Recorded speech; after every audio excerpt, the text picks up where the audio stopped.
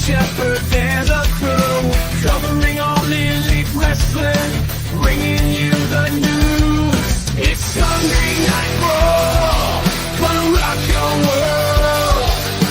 Tune into the podcast, let the chaos unfurl. The energy's electric, the passion's on fire. Kicking Out Podcast, take it higher and higher. What's going on, Kicking Out Podcast Nation? It's Sunday night. It's July 21st, 2024. So you know what that means. A brand new episode of the Kicking Out Podcast, the only AEW podcast you need to be listening to, streaming live on the Kicking Out Podcast Facebook page and YouTube channel. So please give us a like, subscribe, follow, hit the notification bell if you haven't already on there. And you can also follow us on X and Instagram at Kicking Out Pod. We used to stream these live on X, but now, thanks to Elon Musk, you have to have a premium account to stream live on X. So we are only live on Facebook and YouTube right now. But I am the reigning defending KOP Predictions Champion, Tanner Lee, co-host, the Shep, Austin Shepherd in the house. No Paul tonight. Shep, how we doing? We're doing. It's been a hell of a day. I'm not gonna lie. It has been a hell of a day. I have not stopped since 8:30 this morning. It's crazy. A little golf today for you? No golf. I did golf? everything Oh, but golf. You look today. dressed like you golf today, so Yeah, well, I wear golf clothes every day. yeah, nothing wrong with that. They're comfortable nowadays. So Well, yeah, they make them for fat guys like me. got a lot of good comments here. Steffi says, "Hey Shep," and she wants to see. Did you see tonight's race happening in good old Indianapolis? I saw the last little bit of it, and I don't know if Steffi's a fan. I'm sure we've talked about this before, but Steffi, I have slept and drank since then. But my boy Kyle Larson won tonight. Right over here, this guy, right? He's the best in the guy. world. He's the best in the world right now. There's nobody that can touch that guy right now. No. And it doesn't matter what he's driving. Majin says all Shep owns is golf stuff. You know what? I mean, luckily, Majin, my profession allows me to wear golf clothing every day. So I can never get yelled at by the wife by saying you're buying too much golf stuff, because I'm like, I gotta have clothes for work, right? So luckily I can wear a golf shirt and golf pants every day. And she can't really get mad at me. She still does, but she doesn't have a leg to stand on. Yeah. Another left turn. Hey, Majin, hey, here's the funny thing. My favorite type of racing, you have to turn right to go left. Think about that. I know what you're talking about. But I'll let Majin think about All that. right. She's a Hendrick girl. All right, so you can appreciate today's race, Steffi. So cheers to the Hendrick organization and realizing that Kyle Larson was the best in the world. Well, I think you just gave us a preview to my next question right there, but I still got to pull up the graphic. Shep, well, what are we drinking tonight? Tonight we broke. Hold on. Sorry. I had some Bluebell chicken from New York. Ever had Bluebell fried chicken? If I have, I don't know. Bluebell. Now it's Blue Label. That's ice cream. Bluebell ice cream. It's Blue Label. It's some fancy, well, not fancy, some legendary fried chicken joint out in New York. It's funny. They're known for their fried chicken and their sushi. I got a Gold Belly coupon for 50% off the other day, and it says you haven't ordered from us in 2 years, because I quit ordering after we went back to normal, right? After COVID. You haven't ordered from us from 2 years. Here's what you can have for 50% off. And I'm like, oh, that's a steal. So my dinner and I hurry up and heated up some, I think it's Blue Label. Fuck, hold on. Blue Ribbon. Okay. There we go. So I've heard of it. I don't think I've ever had it, but I've heard of it. Okay. God damn it. This shit. Headphones malfunction for everybody listening out there. There we go. Blue Ribbon. Better put this on there. Blue Ribbon chicken. Right there it is. Blue Ribbon chicken. That's the little Spice King comes from. So I had some chicken tonight, and it's got a little kick to it. Anyways, I'm drinking High Noon because I had to empty out my golf cooler from yesterday. I had to play in another charity scramble. This is charity scramble 69-69-69-1. And I had these left over in my cooler. I was cleaning them out, and I said, these nice ice and cold. So I'm drinking one of these before we go to the GOAT and have a little vodka soda here once we start talking about the wonderful world of AEW. Yes. And I'm getting comments already. What was behind me? What am I watching tonight? This is Vengeance 2002 because it happened on July 21st. So is that Biden, Ben Wall and Spike Dudley? Do you see what I did there? Yes, I did. It is Spike Dudley and the crippler that we don't talk about for good reason. Yeah. Man, that's one thing. That's one thing that we don't mind letting go back to Canada. Yep. Nope. It's yeah. I mean, it's too bad. I mean, for many reasons, but too bad because that guy had a hell of an in-ring career, but he's a piece of crap. So, I mean, just different reasons. So, but yes, back AEW, another great week. I thought of AEW television. Kicked off as hot as you could Wednesday night on Dynamite with a Broadway, or close to a Broadway, a 59-minute and 58-second classic between MJF and Will Ospreay. It was 59-59, wasn't it? Well, the Observer said 59-59. Somebody else said 59-58. So either way, impressive to get the timing down that close to an hour. And people say AEW is not a professional wrestling company. Those people are idiots. How after watching that match, and trust me, AEW is not perfect. WWE is not perfect. Nope. There's not anything perfect in the world. But there's the way they kicked off that match, the way those two performed. MJF third match this year, is that right? Yes. Third match in 2024. It is July 21st. Third match in 2024. The guy goes 1 hour. Looks like $1 million doing it. Doesn't skip a beat. And then, by the way, on the other side of the ring, might be the best professional wrestler for his time right now. Mm-hmm. At 33 years of age, 34 years of age. And they literally stole the show. Like, Dynamite could have went off the air after an hour and nobody would have complained. He's 31. He's only 31? Yeah, he turned. Let's see when his birthday is here. So we had 31 of Ospreay and 24 or 25 for MJF. Yeah, he won't be 32 till next May. He was born May 7th, 1993. God, what a pup! What a fucking pup. MJF is 24, 25. I'm looking that up right now. He's 28. Okay, he's a little. What an old hag. Yeah, March 15th, 96.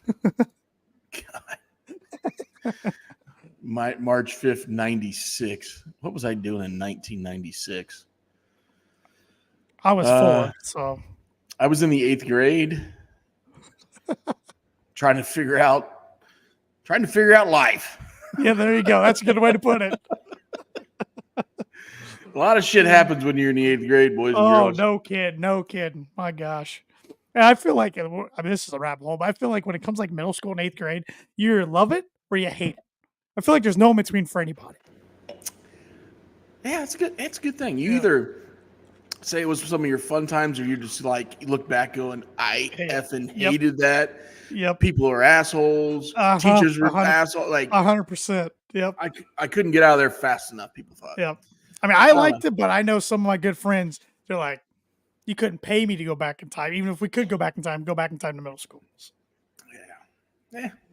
Majin, dang Shep, you old. Thanks, Majin. I won't tell you my age, but I look good for 39, don't I, baby? Yep. That's what I thought. Sound like a little Dusty Rose, baby. Yeah, that baby. But I wish I was. If I had about 6 more of these, I could talk like Dusty Rhodes because I'd have a natural lisp. One of these days. Majin said he was 5, going to turn 6 at the end of the month. Back then. Oh, back then I'm like, I was like, Majin, you're only Well, 6 and you you're know, listening to us. You yeah, need to tell your parents not let us. If you're 6 yeah, years yeah, old and no, listening to us, I am sorry. yeah, it's gonna You're be way too bad. young. It's gonna You're be way too bad. young. But But Ospreay MJF, yeah, it was fun. You know, it was one of those matches where, you know, I tend to look at my cell phone now and then, even when I'm watching AEW, not during that match. That match had my full attention. I I loved when they went in the crowd and they impromptu had that little girl, or Ospreay had that little girl smack MJF. MJF and, flips her off. and she did a great job. Yes, she did. She hit her cues Yep. and she gave him a good old slap across the chest. He flipped off the 8-year-old. It worked perfectly. And then I think Yep. Ospreay gave her a high five, right? Yep, he did. He did. So What a moment for her. What a oh moment. yeah. And the She'll dad be got it on camera and it was on social yeah. media. It was awesome. She'll be a wrestling fan for life. That's what it's all about right there. Yep. And so, you know, a couple of fun spots outside the ring. You know, and I saw the IWC, the people complaining, well, they should have been counted out 10 different times. So and so should have been disqualified. I like how AEW just lets things breathe in their championship matches and don't really have DQs and countouts. Just let them go. WWE does the same shit. Yeah, exactly. So- One of the greatest matches in wrestling history.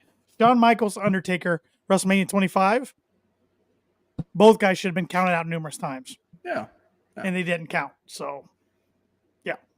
Yep. So People like to bitch because they can. Yep. They have yep. nothing else better to do.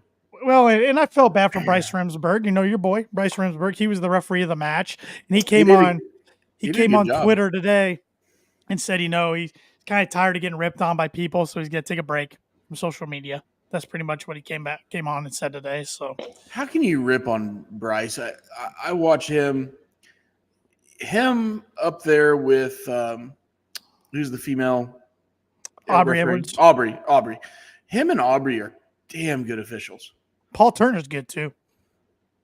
Yeah, Paul Turner's good, but I feel like those two, they have the reactions. They get involved in the matches. Like they react to some of the moves. They're just really, really good officials.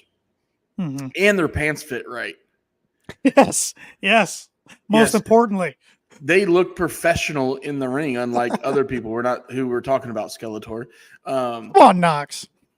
Oh, is that his name? Yeah, he's an awful official. I'm sorry, he's awful. Yeah. Go back to the Indies, jackalope. Anyways, couple really, really good officials in AEW, and it sucks that people want to harp on him because Rensburg is a great official. Yeah, he even got. I enjoy him. Yeah. No, he got involved in the match when MJF was trying to cheat and kept having his hand on the rope. Rensburg just kicked his hand right off. I thought that was great.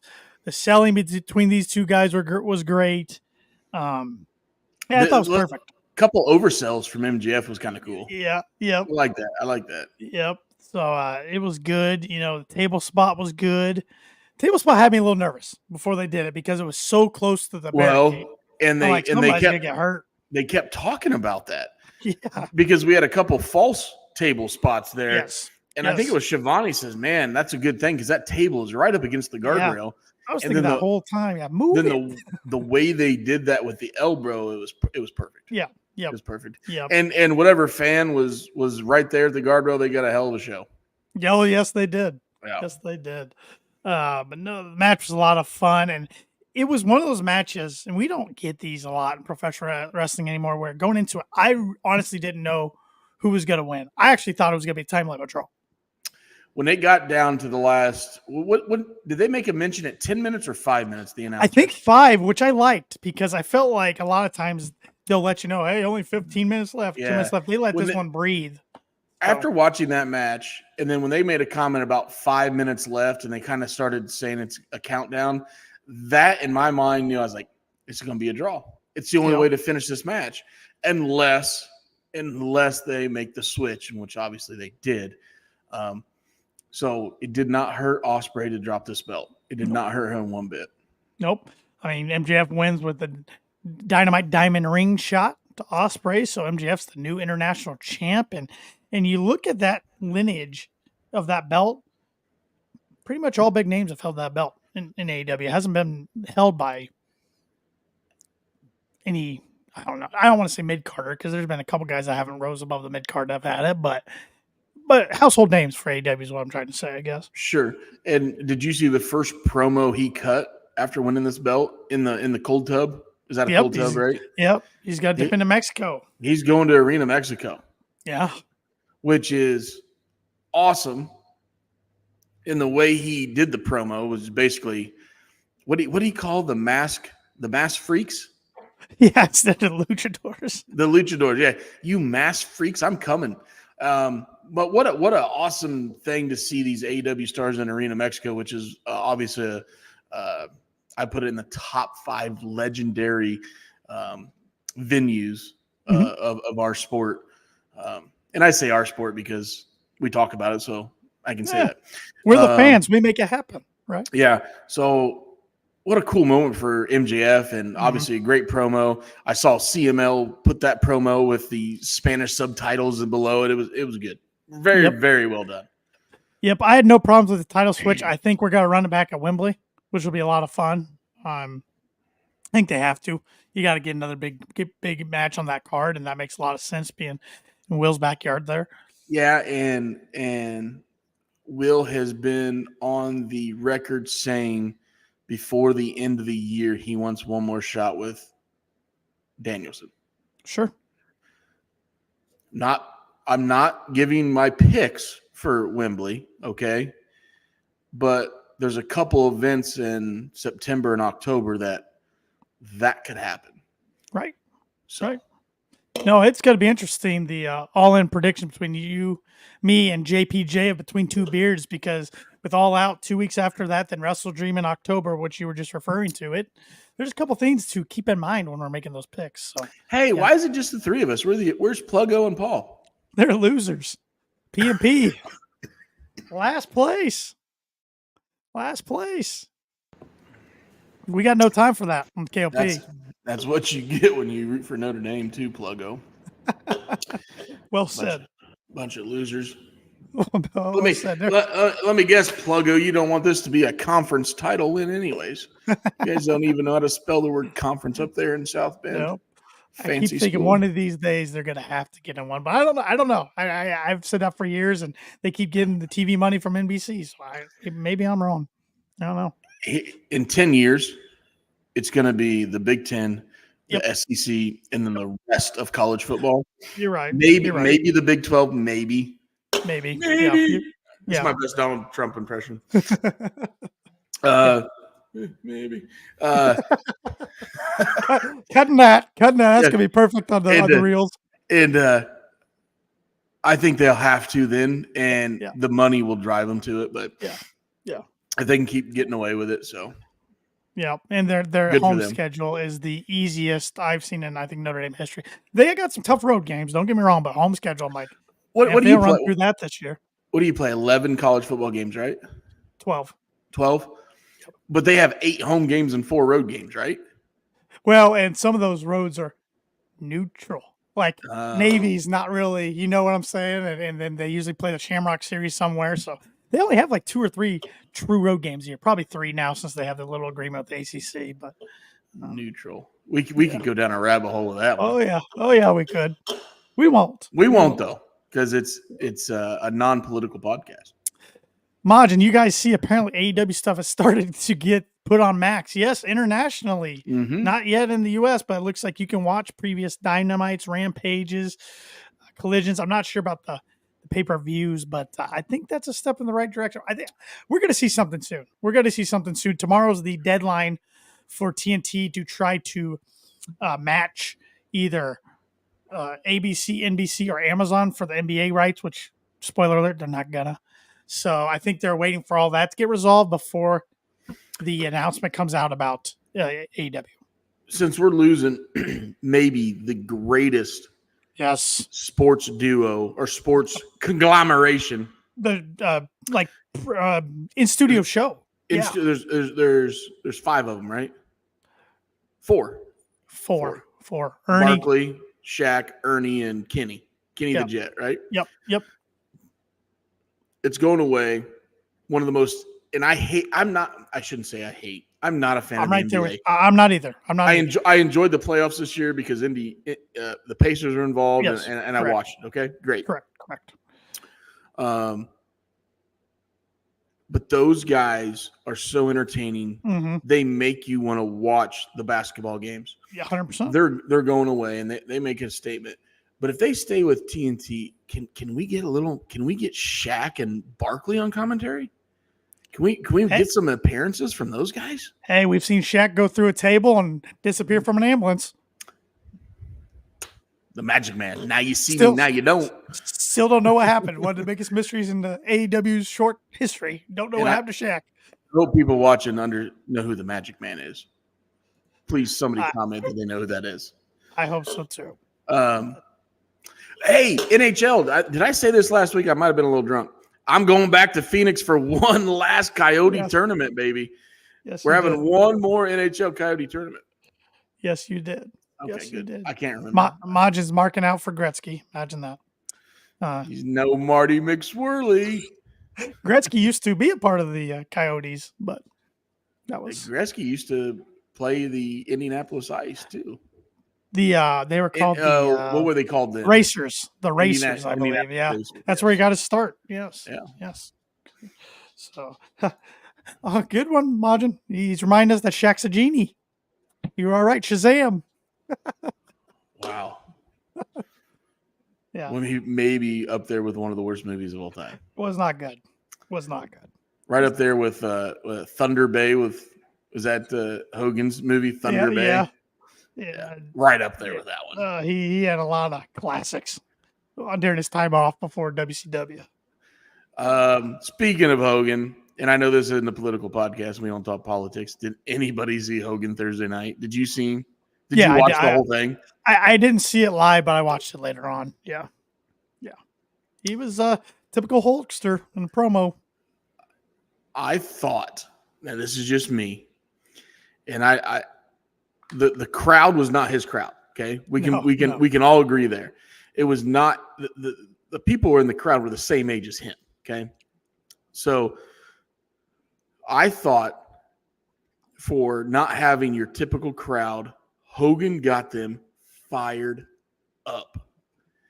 He got them hooting and hollering. He ripped, the Trumpenites or whatever the hell he said. And hey, I thought he did a great job. Trumpomania. Ripped his shirt. I watched some of the backstage photos or footage that he put up, and I thought he did really well. And to have professional wrestling represented on that type of stage, I don't know if you could do any better than what he did. So, cheers to Hulk. I think he did a hell of a job. You have anything nice to say about this guy behind me right there? Not Coach. We like Coach on this podcast, but we love Bischoff. Coach. Eazy-E is a dirtbag. He's a dirtbag. Eazy-E's a dirtbag. And I don't even know if we should call him Eazy-E because Eazy-E is one of the greatest rappers of all time and is a legend. And to call him Eazy-E, is a stretch. Yeah.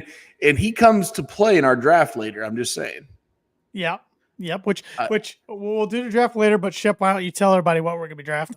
So our draft later, and we're only going to do 3 because it's a little bit of a tougher one. The best bookers of all time that are not wrestlers. Okay, so AKA Shawn Michaels in NXT right now. Great booker, but he's a wrestler. Booker of the year right now, in my opinion. Yeah, I don't disagree with that. Triple H, he's booking. He's a wrestler. Back in the day, Ric Flair had the pencil. Dusty Rhodes had the pencil. Kevin Sullivan had the pencil. Those guys don't count. Moore had the pencil. Yeah. So that's what we're going to talk about here after we get done talking AEW. Talking shop. But any other thoughts on the great opening match we saw on Dynamite? I guess my question to you is, I got two of them. Was this the best Dynamite match ever? Not AEW match, but AEW Dynamite match. This was episode 250. We've had some good ones, but this is definitely up there. This was the best match we've seen on television. Free television, for sure. Bar none. And this goes right with, and common denominator, it goes right with the Iron Man match of MJF and Bryan at Revolution last year. Yeah. Those two matches right there, you could argue, are the best matches in AEW. The other match that comes to mind is the dog collar match of FTR Briscoes, because there was so much shit that went on in that match. Psychology, wrestling psychology. They even got the freaking ref to color. Yeah. Okay, and the way they did. Anyways, that's right up there, and I'm gonna put that under the AEW banner. Okay. Those three matches. Labeled, yeah, I'm gonna put that under the AEW banner. Those three matches, the MJF, the two MJF matches, and then that one. I don't know if we'll. I'm not gonna say ever. Let me rephrase that. Those are the best three matches we've seen in the company's history of 6 years, 5 years, 6 years. Yeah, five. I mean, yeah, 5 years. Yeah, 5. Yeah. So those are the best. It's tough, man, because I think you got to throw Ospreay matches in there too. I mean, this year alone, we've seen the Broadway we just saw with MJF. We saw him and Swerve at Forbidden Door. We saw him and Danielson at Dynasty. Last year, we saw him and Omega at Forbidden Door. I mean, I thought the match with Omega was good. Don't get me wrong. Not taking anything of it. I know you like the first one better. I like the first one at Wrestle Kingdom way better than the second one. But, I look at, we're talking about best Dynamite match ever, best AEW match ever. I'm thinking, hell, for match of the year, Ospreay's already had 3 right now candidates, and we're not even done with July yet. And I mean, that's just a testimony to what a kind of signing he's been. And look how he is with the crowd. I know some people harp on his promos. The crowd loves him. Yep. He doesn't speak the greatest English. No, he doesn't. And I'm not saying he can't speak English. It's just he just has such a thick accent. But I like the accent. Okay, Majin, it wasn't technically a Broadway. You're right. I'm calling it a Broadway. So, but yeah, one thing, we should talk about from that match was the hidden blade shot outside the ring. What a great camera angle! Oh my god, you couldn't. And I think some of the camera angles in AEW are suspect. Yep. Just because I think they keep the camera on them too long, you can see them communicating together. You can honestly tell when somebody's going to get color, yada, yada. But that guy deserves a tequila shot on me. Yep. The way he positioned that and the way that looked, it was brutal. It looked brutal. Yeah, it did. Yeah. And it was 15 minutes, 20 minutes into the match. We still had a long way to go yet. Oh, yeah. Yeah. No, I thought both guys did a hell of a job. I thought Rinsberg did a hell of a job. I thought commentary did a hell of a job just picking up on little things. Like one time, I think it was MJF looking up at the Tron and realizing that Ospreay was going to try to hidden blade, then rolled out, and then they referenced that. They did. Like, because one, I forget which commentator said, I think he might have been able to hear the footsteps coming. The other guy's like, no, I think he looked at the Tron. I'm like, thank you, because we all could see his eyes look at the Tron, and they actually, focused on that. So.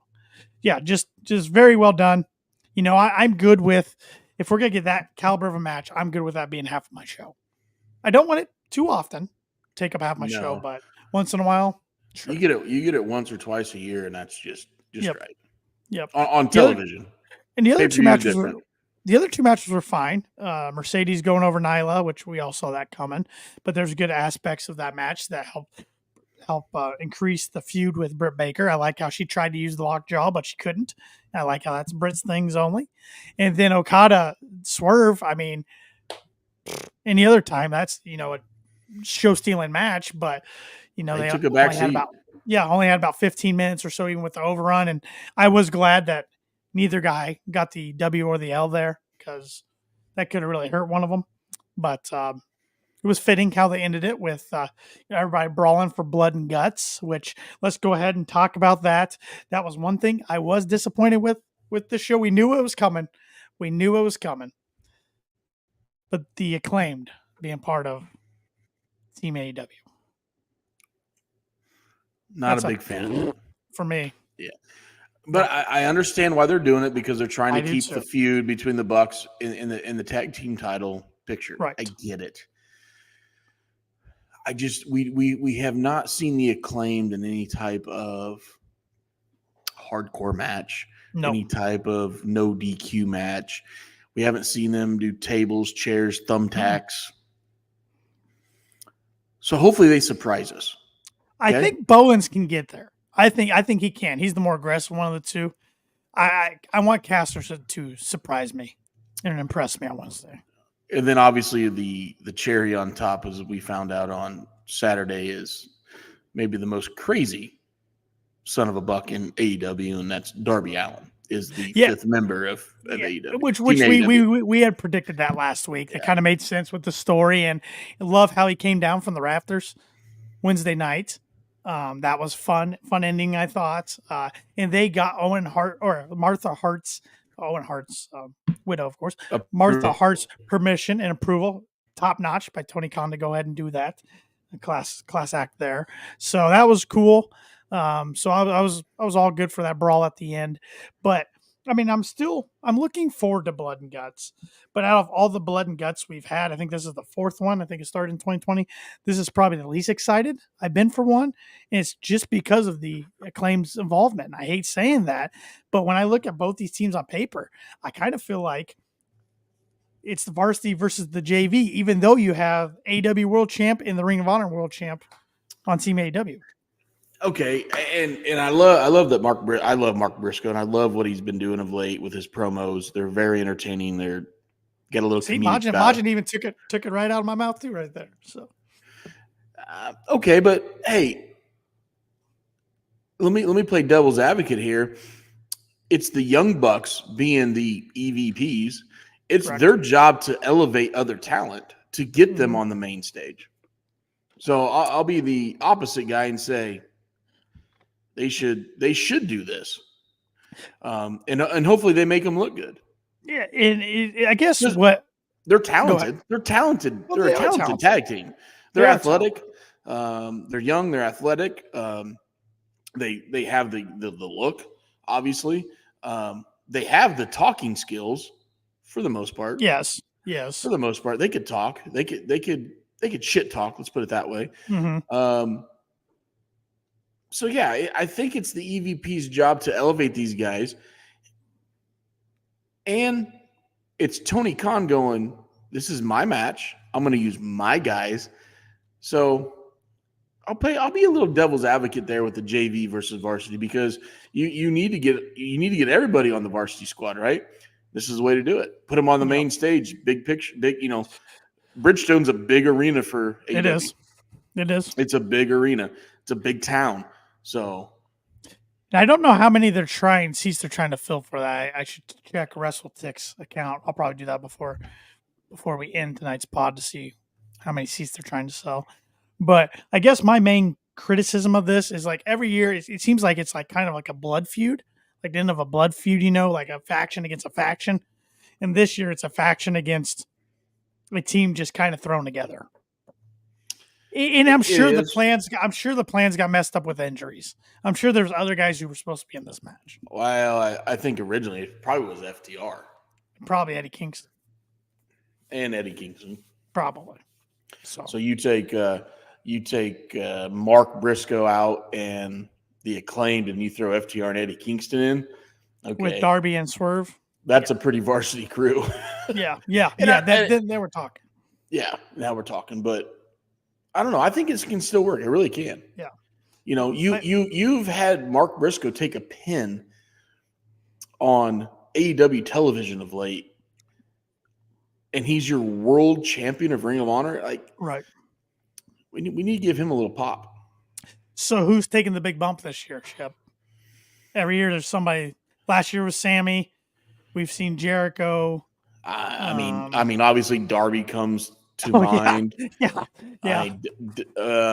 But if you throw Darby out of the picture, Hangman or Okada. Really? Yeah. Okay, I was gonna say one of the Jacksons or Jack Perry. So no. Okay, Jack Perry maybe, but I think you see Hangman or you know what? Hangman. With Hangman's attitude of late, Hangman does something crazy. Swerve throws him off or something. Something crazy, yeah, and it involves Swerve. So, do you think coming out of this, do you think somehow Hangman's going to get involved with Danielson and Swerve, and it turns into a triple threat at Wembley? Or I don't want to see that, because you know what we call that, right? What's lazy that? booking. Lazy booking. Yeah, I don't want to see that. Okay. I want to see Okada Hangman. Yeah, some friction there develop somehow Wednesday night, and I like that. just because Okada's the new guy and Hangman's been their buddies a long time ago. So I want to see some friction there and maybe see that match. There was an interesting, and I don't know if you picked up on it, interesting comment from, I think it was Matthew Jackson on Wednesday, talking about how the Elite has all the gold, but he said, well, not the World Championship. That was the interesting thing. I'm like, well, Hangman could get it if he gets himself in there. Yeah, I don't know if I want to. I mean, I can see that, and that would work, but I don't know if I want to see that. Yeah. I want to see Swerve and Daniel good. So, Geeking Out with Metal Geek on YouTube says he or she doesn't think Okada's going to take the bump. Majin thinks Darby's going to take the bump. Well, and then we all going back think to Darby's going to take the FTR. bump. FTR shouldn't be in there though, regardless if they were or not. FTR has lost all of their big matches recently, including Anarchy in the Arena. They shouldn't have been anywhere near it. Hater. And Geeking Out with Metal Geek says Okada versus Hangman happened so many times. You're right, not under the AEW banner. Correct. Umbrella. So. And not everybody, and I've seen it obviously in New Japan, right? We've not everybody has seen that in AEW. Not everybody watches New Japan. So for the AEW marks, let's see it. And he's saying Okada, Tanahashi. That'd be fun. Definitely not going to argue that one. No. Hey, did you see Naito? Did you see Naito has taken 2 L's in the opening of the G1? Sabre Jr. beat him, I saw. And I can't pronounce the guy's name. The guy with the mullet. The guy with the mullet in New Japan. He beat him opening round, and then Sabre. So your New Japan World Champion is 0 for 2 right now in the G1. Yeah. Which obviously there's confusing. A storyline there, right? Yeah. But sorry, random. No, you're right though. I saw he lost Sabre Jr. So, which I'm hoping to get Sabre Jr. back in AEW one of these days. I think Sabre Jr. at Wrestle Kingdom. I think Sabre Jr. wins the G1, and you're going to see Sabre Jr. win the world title in Wrestle Kingdom in January. Okay. Yeah. Sorry. I was thinking when you said Wrestle Kingdom, I was thinking Wrestle Dream in the October event of AEW, and then I got confused. Yeah. You're right. I got myself confused. So I think Sabre wins the G1. Martin said myself versus Marco Stunt for the midget weight championship. See, that popped me. That made me laugh. All right, I'll laugh at that one. I'm glad you can laugh at that, because I think that's very hurtful. Well, that's all right. I'll get him back later with something. So, but a good Dynamite. Another. The only other thing I can think of that happened besides all the matches we've talked about is we saw TV time with Jericho, and we found out it's going to be him and Suzuki for the World Championship this upcoming Wednesday on Dynamite. I could have done without all that. That wasn't for me. Can I have a Minoru Suzuki of 10 years ago and leave Jericho in a pool of blood? That would be great, but I mean, a guy can dream, right? Yeah. Majin, I would like that. I think we saw it in NXT, and it was great in NXT. Yep. So yes. And for everybody listening, Majin asked, "Can we get a women's blood and guts already?" I thought it was going to happen last year. there was some good feuds happening with the Outcasts last year and the Yeah. non-Outcast group, and it just never came to fruition. So, yeah. But no, I thought it was another good Dynamite, a different Dynamite. I mean, taking that 1 year match takes up half the show, but 3 weeks in a row, man, I really feel like AEW is starting to cook again. I think they're finding their footing again. What works for them? Oh, absolutely. And it was a special Dynamite being the Right. 250 episode, so they had to do something like this. Yep. But yeah, we've got 3-4 weeks in a row now where it's been a very, very entertaining show. Yep. Next week you got Blood and Guts, and then August is going to be, of course, the road to All In. So a lot of big stuff coming up for AEW in the future here. Rampage, there wasn't a ton to talk about on Rampage this week. You did have the conglomeration versus the Undisputed Kingdom. That was a pretty decent trios match, and you had a good tag match between Private Party and the Lucha Bros, but nothing. Hold on. There's only 2 rules to be in the conglomeration. You know what those 2 rules are? Nope. Tell me, my friend. The first one is don't be a dipshit. Is that right?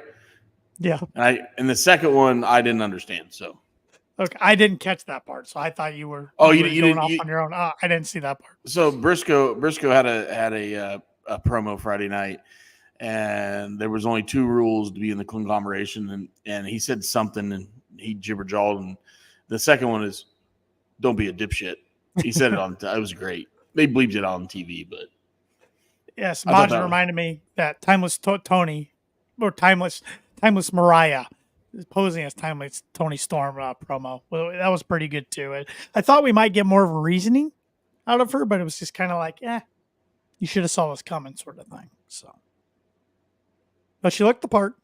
She did the part 100%. So we got quite a few weeks of storytelling coming up for that. So it's gonna be a fun build for that match. Might be the best women's story going on in professional wrestling right now. That, and I am enjoying the Rhea Ripley, Liv Morgan stuff too. That's good. That's good stuff too. But I don't know. This one's gotten that one. This one's been layers for months. This one, and months. Yeah, that one's still kind of fresh. Yeah. And they can get personal. But let's go back a week and the bloody Tony Storm. Yes. With the heel. Yes. That we won't see that on Connecticut's television. Correct. So I feel like not till Netflix. Maybe. Not till Netflix. I don't know. But hell, you're a year away from that, right? January, 6 months. coming up. Yeah. Whatever. Yeah. But there you go. That will be fascinating to see what changes when they go to Netflix. I hope it's. I don't say they're going to go back to the Attitude Era, right? But if they did, it ain't gonna hurt nothing.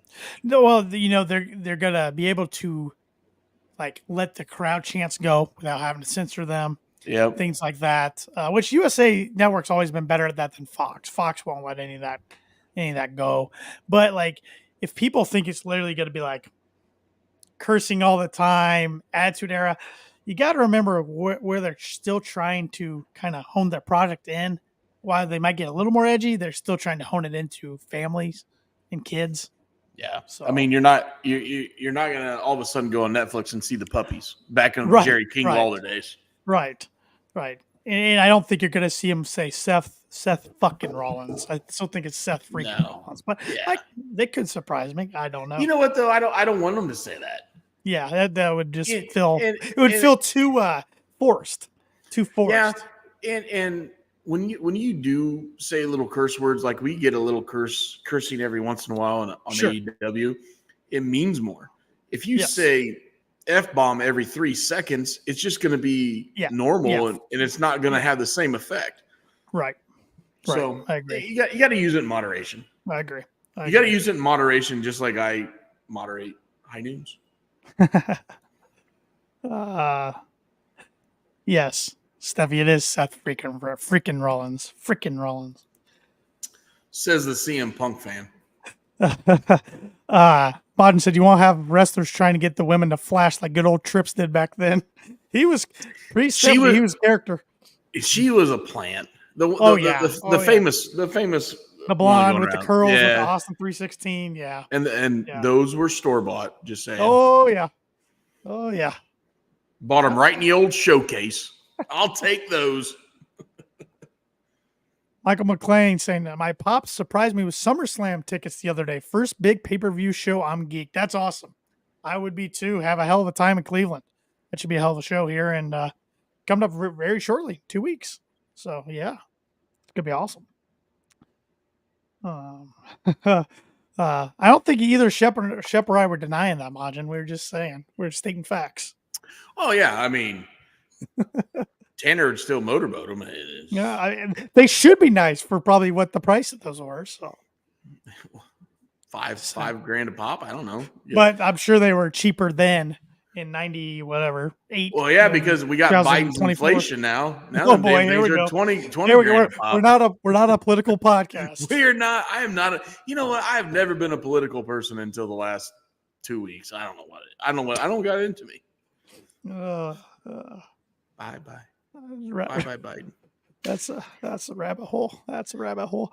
You know what though? Hey, this is an honest question though. Yeah. Okay, Yeah. and I'm not showing my political side here, but you think? I mean, as much as our government does and the power, you think they're going to put him in a really good nursing home? You think he gets like 3 meals a day? Yeah, he probably won't have to eat. Do you think he's got cable in his room? I think he's got about whatever he wants. Yes. Okay. All right. Just double checking. Want to make sure the guy can watch AEW, right? On TNT. Yes. Yes. Stephen Chambers, politicians all corrupt. Here's your public service announcement. Oh, there. I have a buddy that throws every golf club in his bag. You know who I'm talking about. He's my league partner. Yes, I do. I've seen it. I've yes. played someone who's broken one before. And I've made a comment. I said, your 7-iron is about as straight as every politician's spine. So if that tells you the way I feel. Yep. Good. Yeah. That's a good one. I like that one. If you look at his 7-iron, I don't understand how he hits the damn thing because I don't think it's legal, but it's all right. It's all right. It's not legal. He couldn't qualify for the U.S. Open. Let's put it that way. No, and he doesn't wear golf shoes or any shoes. So no. Still, for the amount he plays nowadays, he's still pretty good. So still pretty good. So yeah. Last he night needs to play more. Yeah. Anyways, that's a whole nother rabbit hole. Yeah. Majin asks, who's your friendship? Happy Gilmore? Close. It's close. close. There are days. It's close. It's close. Collision last night. I did watch it live. I enjoyed it.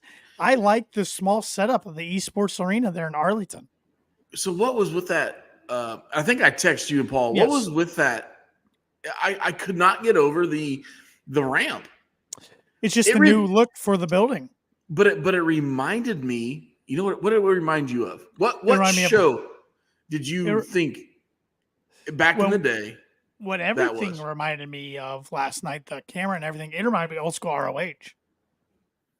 Okay, I wasn't going That's there. I mean, maybe not the ramp, but that, like how the cameras were set up with the crowd and everything. It reminded me the way the stage went across the whole way and it said Collision. It reminded me of freaking Thunder. WCW Thunder way back in the day. Yeah. Well, it's interesting you brought that up because, they're going to run the Collision for the next month. It's a part of this agreement down in Arlington with esports, which there's a big rumor that AEW might try to run a big stadium show in Dallas next year. And it's kind of part of this deal, but Tony won't confirm it, which would be awesome. I think they can pull off an American stadium show. I always thought it would be in Jacksonville, first off, but you made the Thunder comparison. And I was thinking to myself last night, Dynamite's still a flagship show. Always going to be. AEW and Collision is the Thunder for AEW. I'd be fine if they ran small venues like this for Collision and save the bigger venues for Dynamite. Yeah, I don't disagree with that. I think I sent you and Paul in December. AEW's running a new venue in Noblesville, Indiana. Fishers. Noblesville, or is it Nobles or Fish? You sure? It's Fishers. It is the Fishers Event Center. It's the third event ever that they are going to have. It's getting finished in November, and the Dynamite's December 4th. And it's a 7,500 seat arena, which the arena they normally run, the Pepsi Coliseum in Indianapolis, that's not 7,500 people, is it? I'm going to look it up. Maybe 4,500, 3,000? Yeah.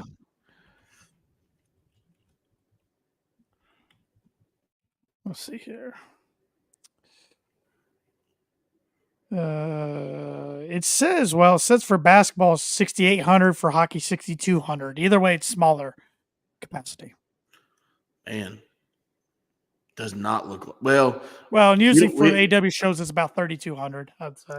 And there's nobody in the upper deck there. No.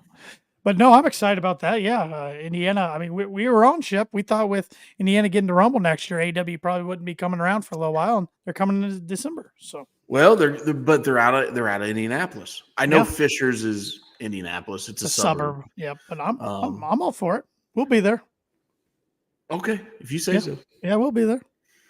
You think we should take old loser Pluggo with us? Yeah, probably. All right. Yeah, probably. After us winning, maybe old JPJ could maybe fly his personal jet in and go with us too. There we go. So, Collision last night saw Darby win. Crap pop for Darby coming out. He took a hell of a bump against those stairs. Physical match. You know how they swing those guys up against the ring curtains or whatever? He did that against the stairs, and I don't feel like he got his hands up quick enough. No. He probably didn't want to, knowing him. Holy shnikes, man. Look at that asshole over your shoulder, by the way. Just to let you know. That's back when Jericho had hair. Yeah. Yeah. Well, he still has hair, but he wasn't the learning tree yet. But yeah, Darby, good win. Good promo afterwards. And he called out Jack Perry for All In. So I like that. I can get on board with that. Two of the original pillars of AEW, going at it in Wembley for the TNT title. I can get on board with that. That title just belongs to Darby pretty much. Yeah. I mean, I don't know if I want Darby to win it at Wembley, just because I like what they're doing with Jack. But no, it's a perfect opponent. Yep. And if you get a little storyline going here, I think that match you watch with what Jack has been wanting to do and doing, that match would be like your false count anywhere, no DQ type match. Yeah, that could be the opener. At Wembley, that'd be a good opener. Well, you put that as an opener, and they go around that arena and beat the hell out of each other and do stupid spots. I wouldn't want to follow them. Nope. You better put Nyla Rose as the second match. You remember what the opener last year was? Was it? No. Was it Punk and Samoa Joe? Punk and Samoa Joe, because they followed the 0 hour match of Jack Perry and Hook. And got the backstage brawl going. Then all hell broke loose. And if it wasn't for Samoa Joe, it sounds like we wouldn't have had that match. Exactly. Samoa Joe talked some sense. Is that John Cena? Yes, John Cena's pay-per-view debut versus it was against Jericho. Yep. It's weird seeing him in wrestling gear. It's weird thinking next year's gonna be his last year in ring, but it's gonna be a fun ride. It'll be fun. There'll be some good matches there. And he's gonna win number 17. He's gonna win number 17. You know what he woke up and did this morning, didn't you? What's that? Biden, you can't see me. Bye-bye. That's pretty good. That's pretty good. All right. Again, I'm not political. No, not at all, but that's good. Although, hey, and I think I've said this on this podcast before. I'm going to say it again. But when you say Kamala Harris, you know what I think of, right? Remind me. In the late, it's mid-90s, early 90s, there was a wrestler called the Great Kamala.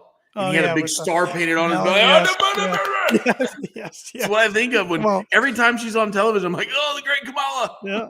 He's got one of Right. the most rare action figures you can find out there in wrestling. Ooh, There's I a bet version. Cardona has it. He has it. Of course he does. He has it, and Myers probably has it too. A lot of wrestlers' careers turned out for the worse, unfortunately, during the pandemic and everything. Theirs turned out for the better when they got the Major Wrestling Figure podcast going in their own brand. Hey, Cardona was in Indianapolis last night. Yes, he was, and so was Jinder Mahal. No, they didn't call him Jinder Mahal. I'm not even trying. The Maharaja. Yeah, whatever. GCW. Yeah. Yeah. Actually, there was no way I could have made it to that show, with what happened yesterday, the debauchery that I was involved in yesterday. That's another story.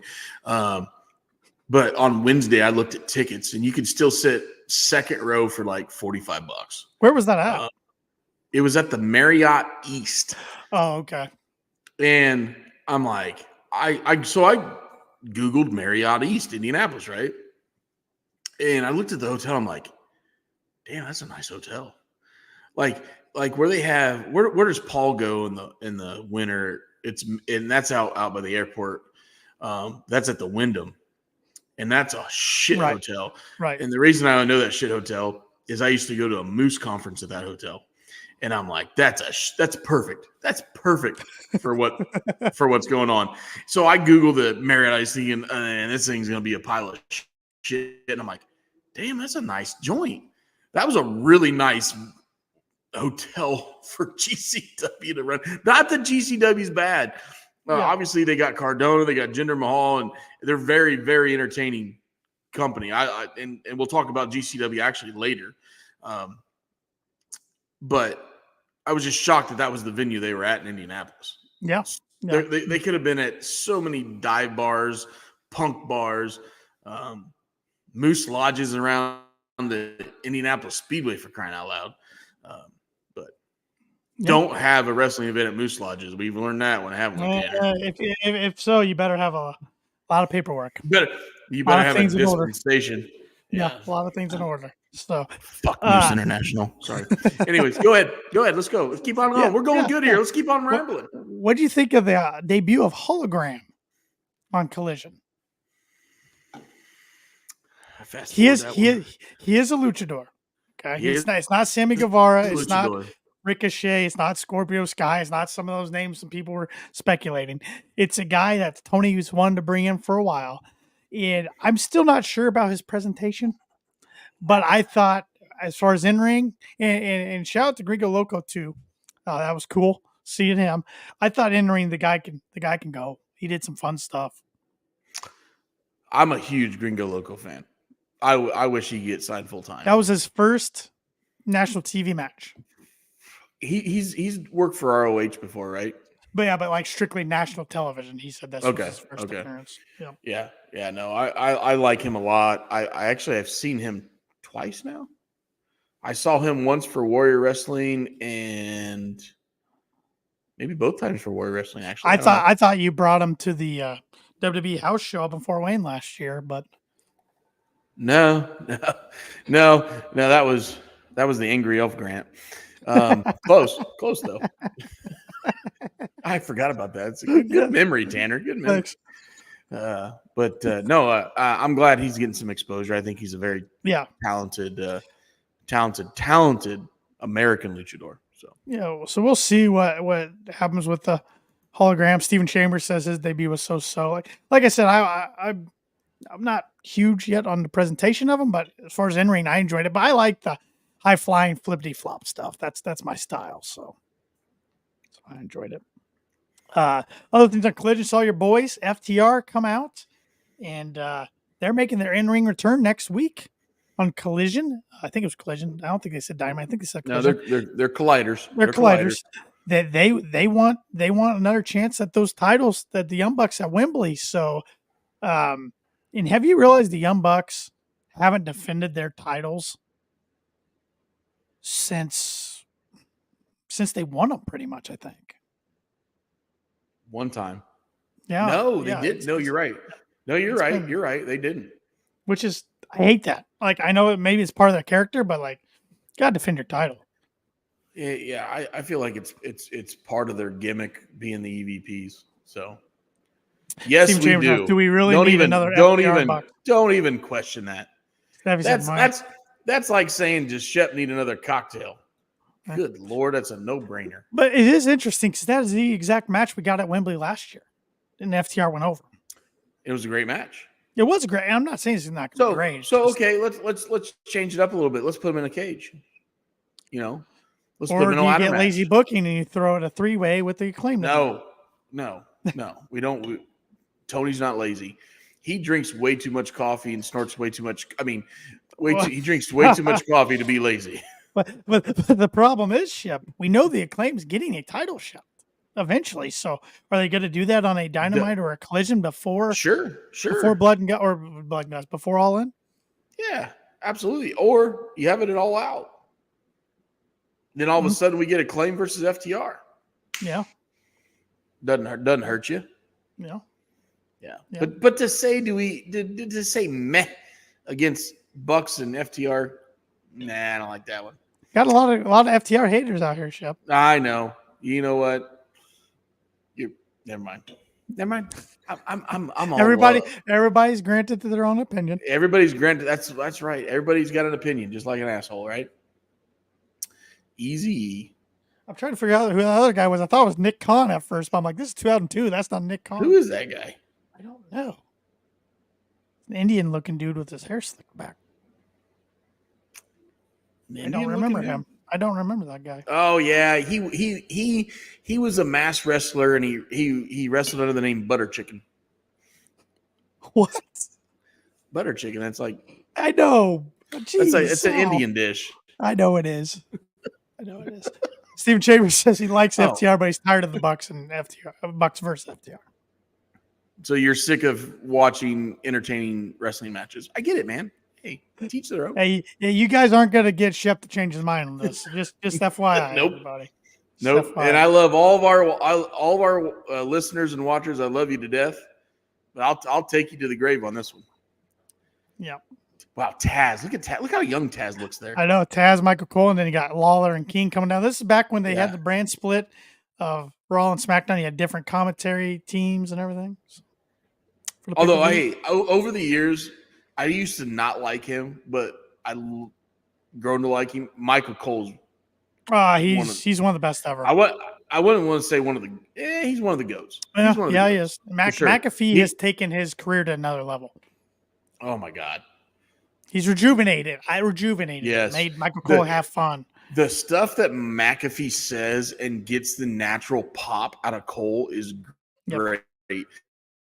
Like 2 weeks ago, he referred to Braun Breaker as a brick shit house. Yeah. And yes, he did on live TV. And they went to commercial, and McAfee's like, I'm so sorry. Yeah. And Cole lost it. He's losing his shit. Like, that's the talent that McAfee has. Yeah. But the reaction that Cole gets and the way he plays off of it, I put Cole in the top 5 or 6 for sure. Modern says he hates how FTR uses all the old tag finishers as just other moves. And then he says, I get you cream yourselves for watching all these teams of the past, but use your own damn moves. Don't rely on finishers of the past. Majin, let me ask you a question. Because I do this, okay? I'm not going to lie. Do you ever get bored and sit down and there's not jack shit on TV and you get on Peacock, YouTube, the cock, and do you watch some old territory wrestling from the 80s and 90s? Early 90s, I should say. I do, and I thoroughly enjoy it. Like, I love watching the Freebirds.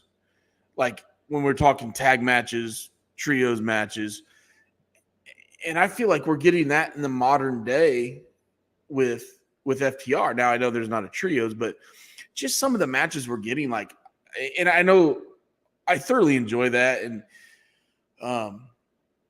just the old territory stuff. I feel like we get a little bit of it. We won't ever see true territory wrestling again. So if we get a little bit with FTR, bringing it back, come on, man. Enjoy it, bud. Yeah, And if you don't do that, next time you're bored and there's not jack shit on TV, go watch you some mid-'80s Freebird matches and then come back and say, Shep, you were right. You'll enjoy it. You'll enjoy yourself. You really will. and wrestlers steal wrestlers' moves. We've seen Ospreay hitting the Styles Clash, and AJ Styles is like, hey, man, I look at it as a sign of respect. We all steal each other's moves. Yeah. Yep, we do. Again, it's a sign of respect for sure. Stevie says, I doubt he does because he'd have to watch Eastern Championship Wrestling and admit it was good. Hey. We'll let those two hash it out in the YouTube. Yeah. I'm not getting in the middle of that one.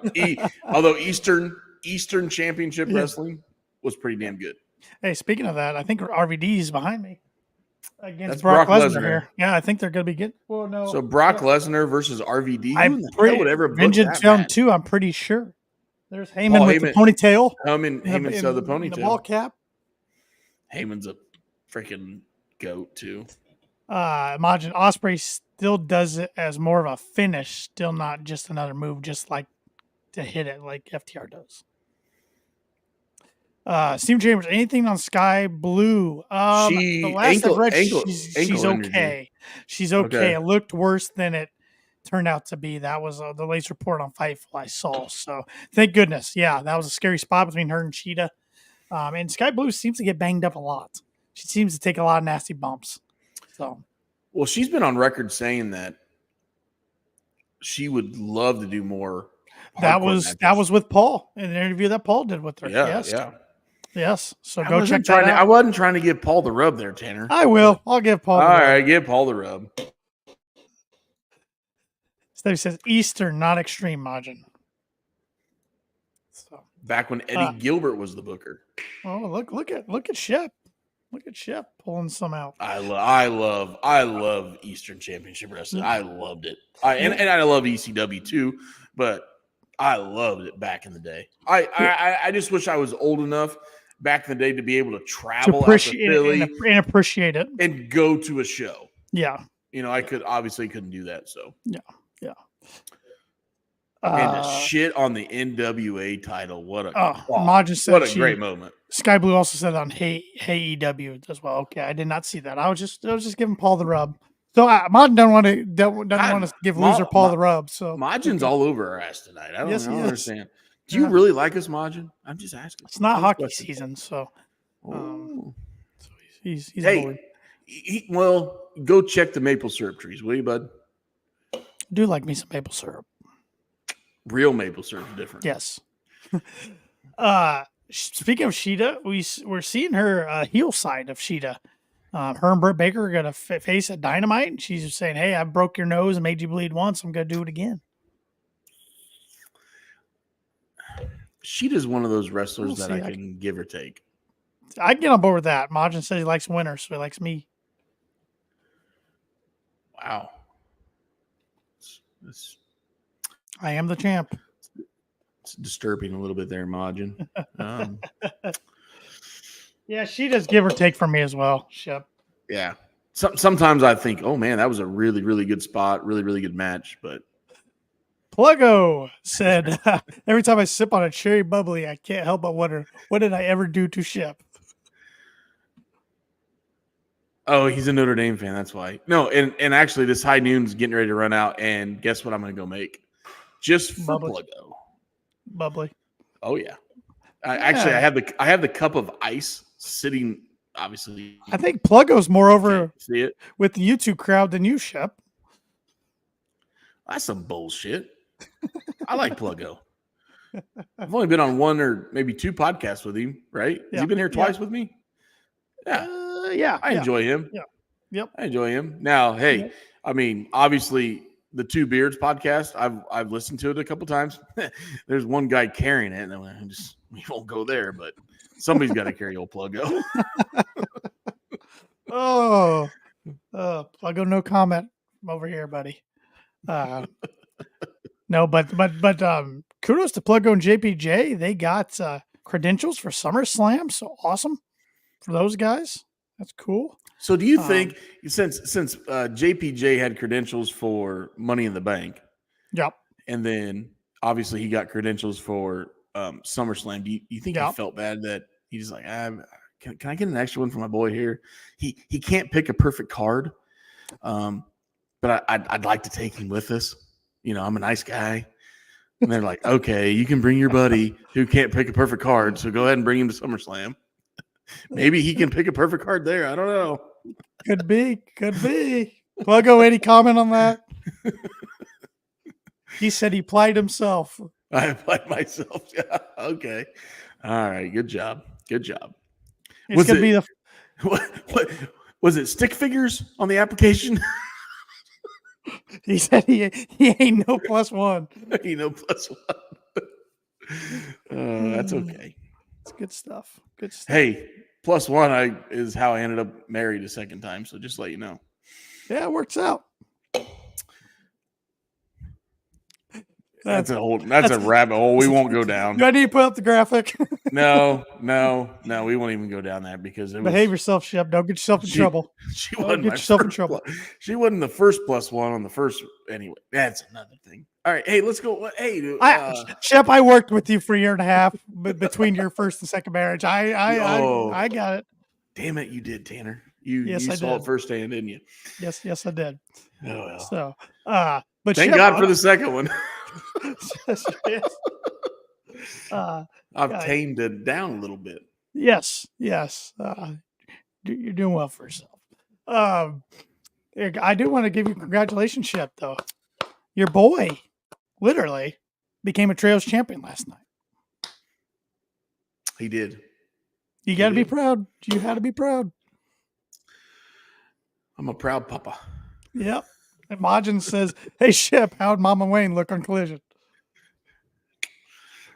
She did all right. It was a celebratory night. It was. I told you yesterday was a bunch of debauchery. Yeah, you did. So I was a little fuzzy this morning. Not gonna lie, it was a little fuzzy. Good reason. Yeah, but my stepson is holding gold now. With the dinosaur. With the dinosaur, the dino douche, and that's okay. That's okay. Mama Wayne backed that thing up last night, so it was a good night, boys. It was a good night. Yeah. New Trios champs. Christian and the Patriarchy went over. The Bang Bang Gang. Jay White is legit shoot hurt. But instead of freebirding it, they wanted to get it on Christian and the Patriarchy because they're setting up them against House of Black for All In. That's the story. It was good. This was a good move. It was a good move. It was good. Not that Bang Bang Gang needs to disassemble or whatever, but no. I liked it. Yeah, and it was interesting at the end. Christian was holding all 3 titles. So once again, it feels like he thinks he did it himself. He did, and he did the least amount of work. Yep. And it's his perfect character. Yep. Perfect gimmick. I liked it. I enjoyed the match. Obviously, I'm a little bit biased. Sure. But the snuggles were good last night, man. The snuggles are good when you're a champion. Yes, they are. They are. Yeah. Mine's a little older than yours. Just saying. That's true. Them older ones know what they're doing. I did marry older, but not that old. Not that old. Yours isn't getting AARP cards in the mail. Even though I tell her she did all the time, that goes over well.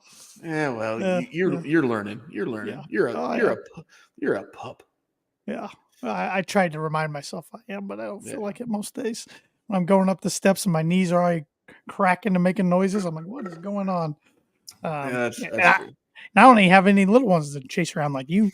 So. Oh God, wait till you get a 2 and a 4-year-old running around. Oh man. Meaner than a snake too. They act like their mother. That was one of the better lines of the year of the podcast. Good week of AEW television. My thoughts, I enjoyed it. What was your show of the week, your rating, and who's your AEW wrestler of the week? I thought Collision was really good. I did too. I really did. But you can't pick against what happened on Dynamite. So Nope. Dynamite's my show of the week. I'm going to give Dynamite a pretty good score for me, and I'm going to give Dynamite an 8.2. Almost took mine. I'm going 8.3. Okay, so we're on the same page there. Yep. Uh, And literally, Collision- I might have had it even higher, or maybe almost in the 9s, if it wasn't for the Jericho stuff and the Acclaim getting added to Team AEW. That just. Ooh.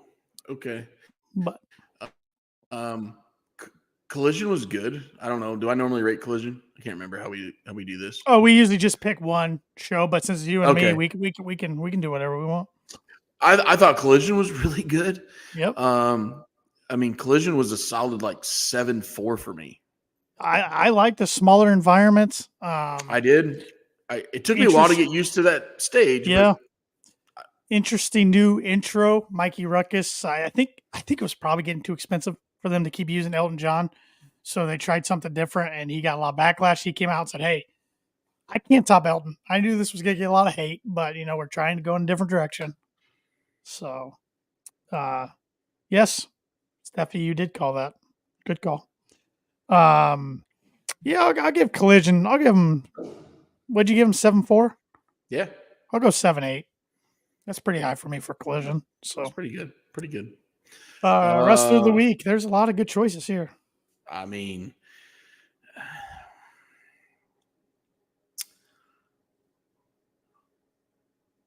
I'm gonna go, and you're gonna say that's not who I thought you were gonna go with, right? But she was involved in the match. I'm going with the 9-year-old girl that hit MJF across the chest. I like it. What a great freaking That was spot. fun. That was unplanned and fun. Yeah, I mean, I could pick MJF. I could pick Ospreay. I mean, I could even pick freaking Rensberger. Out of the three of them did a great job. But what popped me was the 8-9-year-old girl right across the chest of MJF. She is my wrestler of the week. I like it. I shocked you a little bit there, didn't you? You did. You did. I did not have that on my sheet at all. Hey, real quick, I'm listening to you. I'm not going to take my headset off, but guess what I'm going to go get? A little bit of the bubbly. I'm going to get a cherry bubbly just to piss plug go off. I could go to easier on MJF or Ospreay, but I'm not going to do that. Oh, man. This is a tough one. I'm going to, since he didn't pick him, I'm going to pick Shep's stepson, Nick Wang. Oh, I like that. Yep. His first title of what I think is going to be mini in AEW. You got to remember, he's only 19 years old. I think he's 19. I think he just turned 19. So hey, I just buy his merch because I need a new car. Or buy his mom's merch. Either or. His mom has more shirts than he does. Yeah, I need a vacation actually. Buy his mom's merch There or you Nick's go. merch. I guess I could take him on vacation with me. There you go. Yeah. There you go. So, but no, there you go. week. There you go, Pluggo. A little bit of bubbly if he's still watching. Mon said he's amazing for his age, but then it helps to be taught by Christian Cage. Oh, no doubt. They put him with the perfect mentor. Absolutely. Yes. And he had a good one with Darby too. Just a different style, which I almost went with Darby. I liked his return his not return, but his descent from the rafters to get on Team AEW, and then his match was good on Saturday. If you look at Nick, what Nick's done since he's 16 years old, which is a short 3 years, the matches he's had with Swerve, Ospreay, these are on the indies, are just absolutely insane. I mean, I think it was in Detroit a year and a half, 2 years ago. He had a match with Ospreay at GCW, and that was the one Kevin Nash showed up wasted, which I thought was weird from Kevin Nash because Kevin Nash is an odd human being. But anyways, like that match, like I watched that match. I've watched it 7 times. Those two tore the house down. The kid can go. Okay. And and I can't wait. And I'm gonna make it a special day for him because he's my stepson. Can't wait till he turns 21 and we can have a cocktail together. There you go. And Mama Wayne can drive us home. Sounds like perfect night. Perfect night. Getting here's his quad just getting out of bed.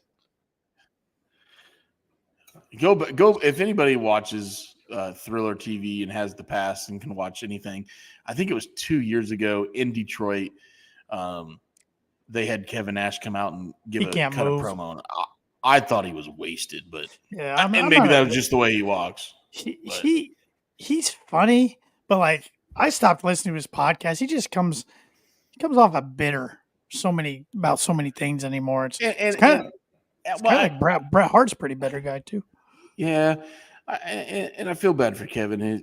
He had some personal issues and his son, stuff with his son.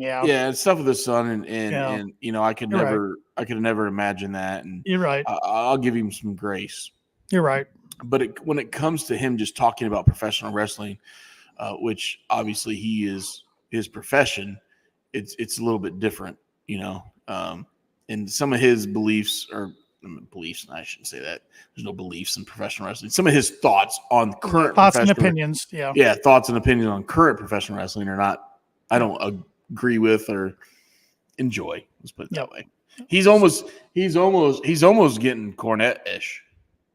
And I quit listening to Cornette, and I love Cornette's historian part of him.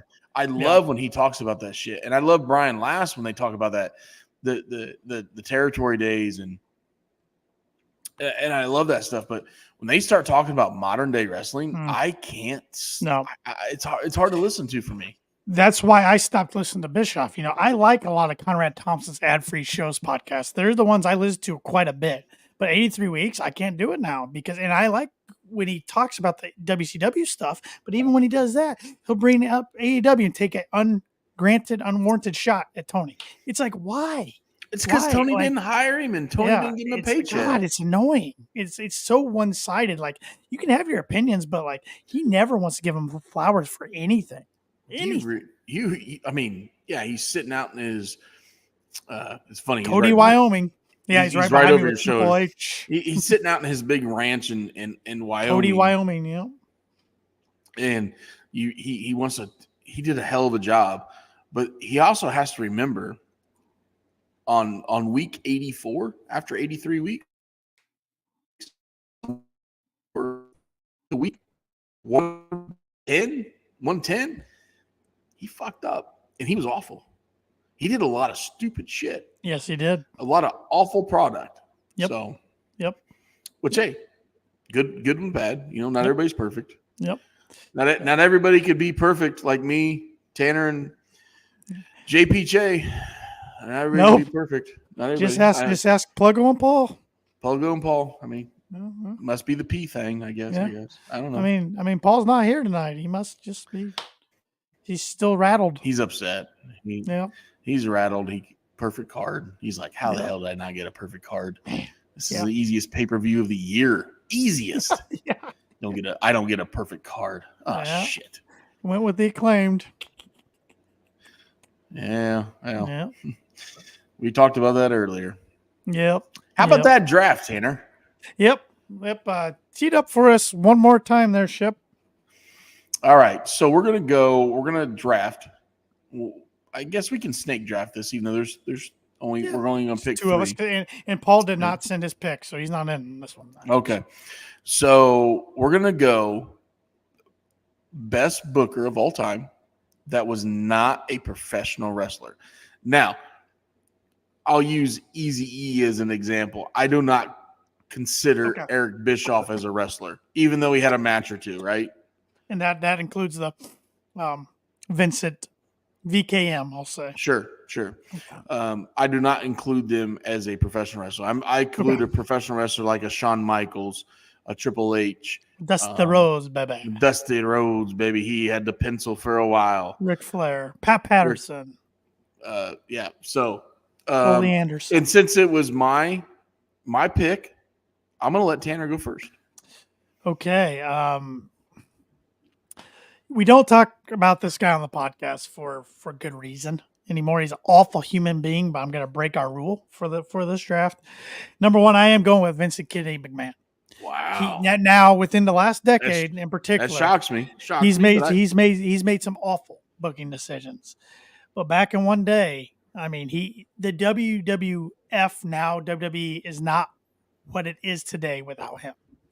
Pro wrestling isn't it what it is today without him. And I'm not questioning your pick, okay? But because of his booking or his business, how he blew it up. You were kind of cutting out there, Shep. I heard because of his booking, or is it because of his booking or his business mind? Well, I mean, of course, he wasn't the only one running the show. He has help. I mean, he has his right-hand men, of course. Sure. I mean, in this case, I am going with his booking.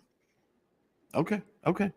Yeah. In the 80s, his business mind is pretty crazy out sometimes. In the 80s, it was his business mind just saying, "Screw the NWA, I'm going to go buy all the television stuff." Yeah. But anyways, Black Saturday. I don't disagree with the pick.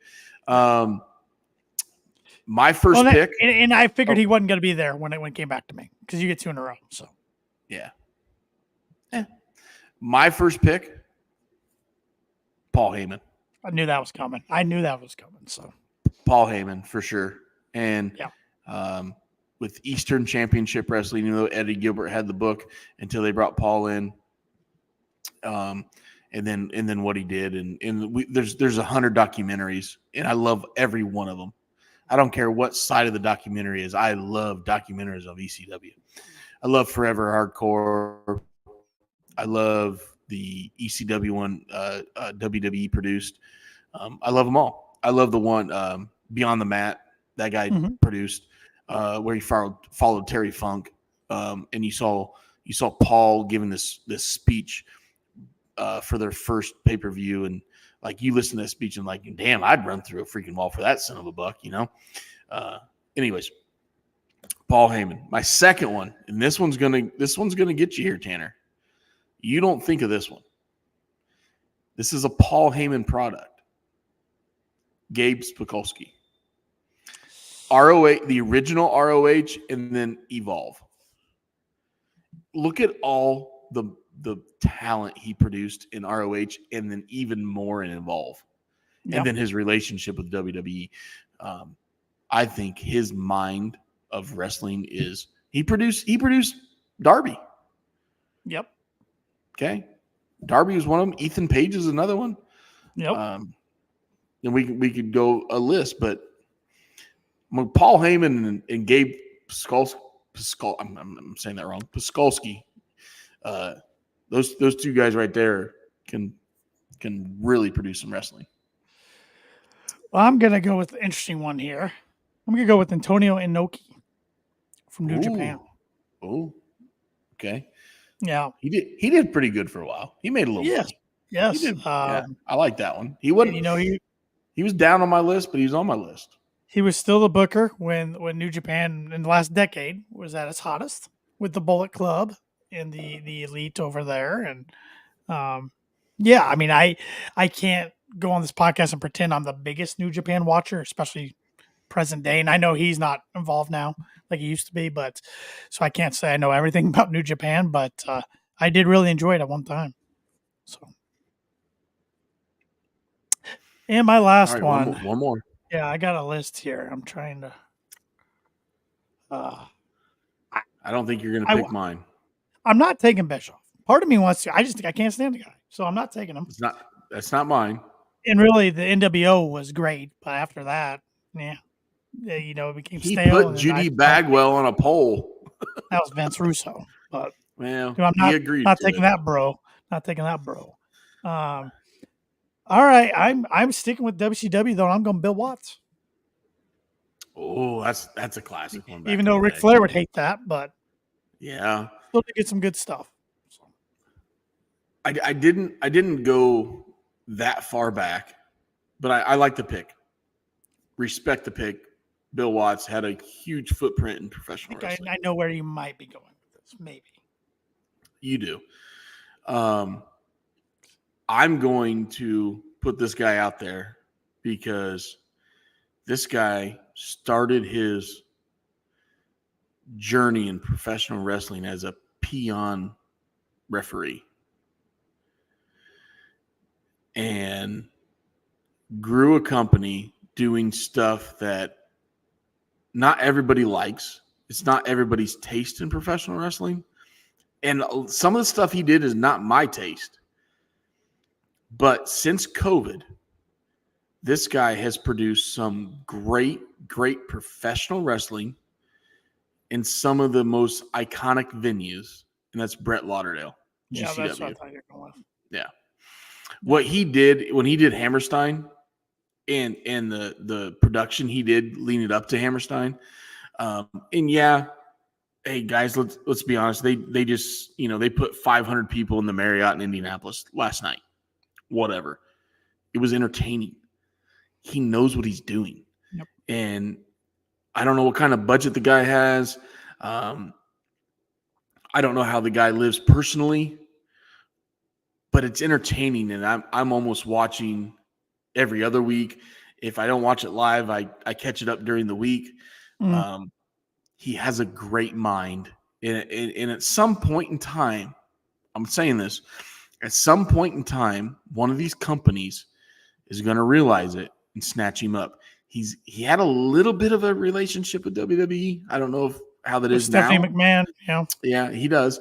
And then then the other time he had a little relationship with AEW because he let Moxley come. Moxley was showing up. Moxley was the GCW heavyweight champion. Yeah, Big Bill and Stokely showed up. That was an outdoor event in Atlantic City, and it was like it was a great event.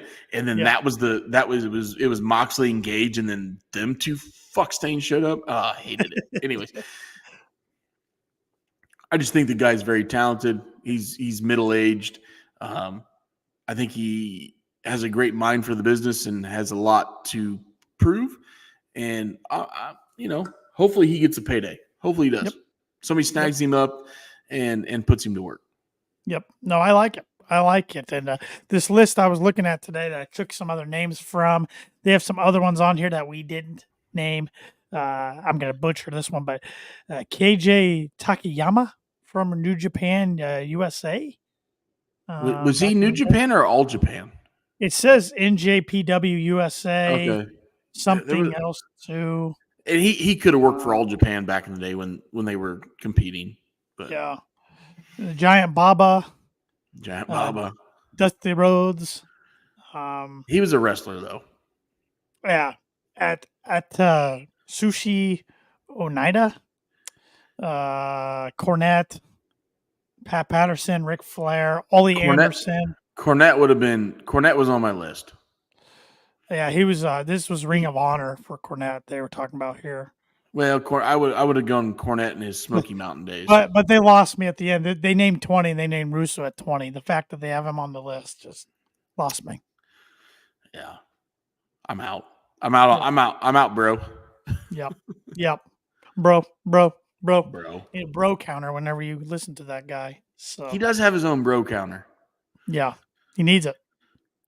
So anything else, Shep, you want to hit on before we call this one a night? No, I think I'm good. I didn't watch any WWE product this week. You didn't miss. I mean, I watched a little bit. I watched a little bit of both Raw and SmackDown, but I didn't watch it. I kind of want to watch SmackDown because I knew Cody was going to be there. Yeah, what they did, I'm going to spoil it for you. That's fine. You go ahead. I didn't watch it. Same old thing, a different week. They put they beat up Cody and Kevin Owens at the end. The Bloodline did. I mean, it was the same. They put them through a table, the announcer's table. So same old thing. The most entertaining thing with WWE right now with me is watching the social media videos of DIY of Ciampa Yes, and Gargano trying to RKO Randy. Right now, that's the most entertaining Yes, thing I got that going is good. on. And you know, Randy Orton's always been one of my favorites, and it seems like this last run of his, say, next 5-10 years, he's enjoying the hell of it right now. Like, for him to do that, like, participate in those Yeah. videos, he wouldn't have done that in past years. My favorite was the 2 weeks ago when he did it in the pool. But yeah, that was great. Yeah, some random girl in the pool, like you could tell she has no idea who any of these guys are. Yep. She's just at the hotel trying to get in the pool. Yep. They're filming this stuff. It's great. It's great. Yeah, To me, that's the most entertaining thing Connecticut's got going on. It is good. It is good. It does look like the Motor City Machine Guns, Chris Sabin and Alex Shelley are heading there. I don't either. I don't like that. I gotta think good for them, but yeah, I mean, I hope being a selfish AEW fan, I want them there. But I think the only thing I can think of maybe tipped them that way is the relationship with TNA. And you know what? I don't know that. I gotta give WWE credit right now. Well, all right, NXT credit, whatever. I love the NXT TNA crossing talent. I think it's awesome. Yep. I love the open-mindedness. I love the pop. All of a sudden you wherever they film NXT, I think it's in Florida somewhere. Yeah, it's in Orlando. Wherever they film that, and then all of a sudden the music hits, and you're like, wait a minute, that's not an NXT talent. That's a TNA talent. Mm-hmm. Love that Jordan Grace is starting to come over and do stuff. It's great. Say for his name and he'll appear. Oh yeah, the old Hendry thing, man. And I had no idea who the hell Joe Hendry was until this happened. Right? I had heard of him about 2 months before, and like because he went on social media because you sang yourself some Creed, and he put this song in a Creed version of making fun of Top Dollar, and that's when I heard of him. I'm like, who is this guy? This is entertaining. So then I did some research. I'm like, oh, he's been doing this stuff for a while. So get himself over. That's what it's all about. So yeah. Good for Motor City Machine Guns because they're gonna get a paycheck. Yeah, they will. And Majin, you're right. So far, as a big Cody fan, I haven't really enjoyed his title run so far. I think it has been a little blah. Now, I was a little afraid of that because he was better as the chaser. You know what though? I really enjoyed his match with AJ. Oh, his match was great. It was just, and I love AJ just went over to AJ just went over to Japan. Noah. Yep. Pro Wrestling Noah. I love that. Yep. I love that they're letting him do that, man. Yeah, so good. Yep. So good. But like Triple H and Solo at SummerSlam, or Triple H, Jesus. Cody and Solo at SummerSlam, that's going to be your main event. Like we know what's going to happen. Cody's going to win, and then he's going to get attacked, and Roman's going to come back. It's very predictable. That was the main event in that Fort Wayne house show was Cody and Solo. Actually, you're right. That's a good point. I forgot about that. Yeah, so. that was the main event. Solo's getting overshadowed by the werewolf now. Jacob Fatu's a beast. So, oh my god, he's crazy. He is he's a nuts. beast. Well, you had and the new guy, and he's doing crazy stuff too. Is this Zillow Fatu, who is a cousin of Jacob? There's a million of them. Yeah, and he just went. He was supposed to face Nick Gage this weekend. Nick Gage is hurt, so he took Nick's spot with Hoodfoot or somebody.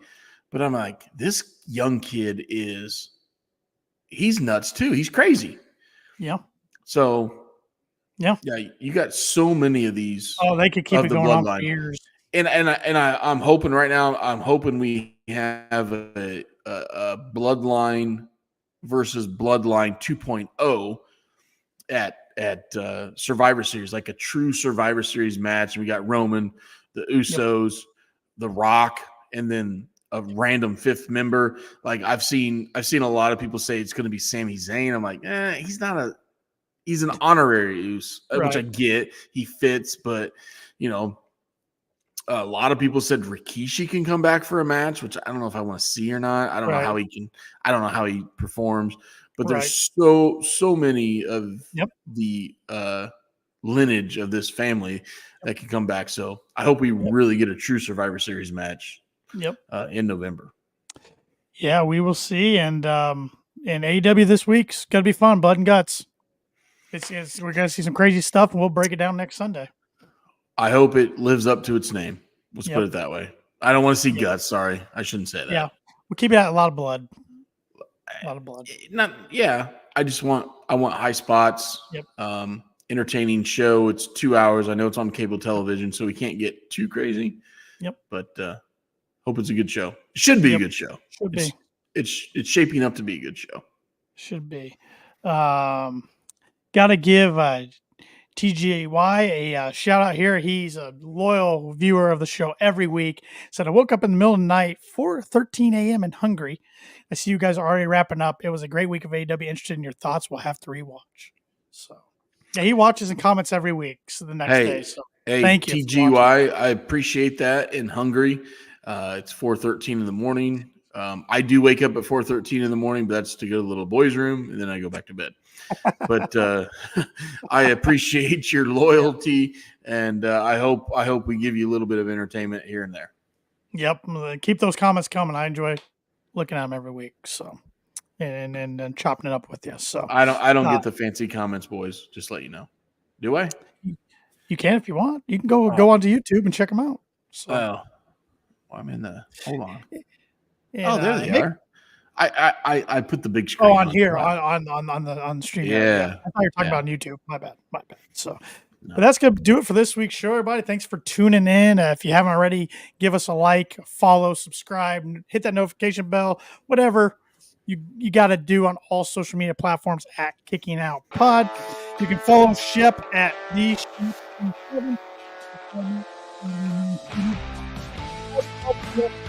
Paul at Paul Zartman 87 on all social media platforms.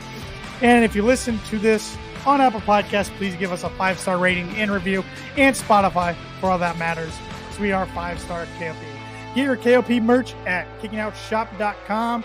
For Austin Shepherd, I'm Tanner Lee. We'll see you next Sunday. Kick out yet another podcast.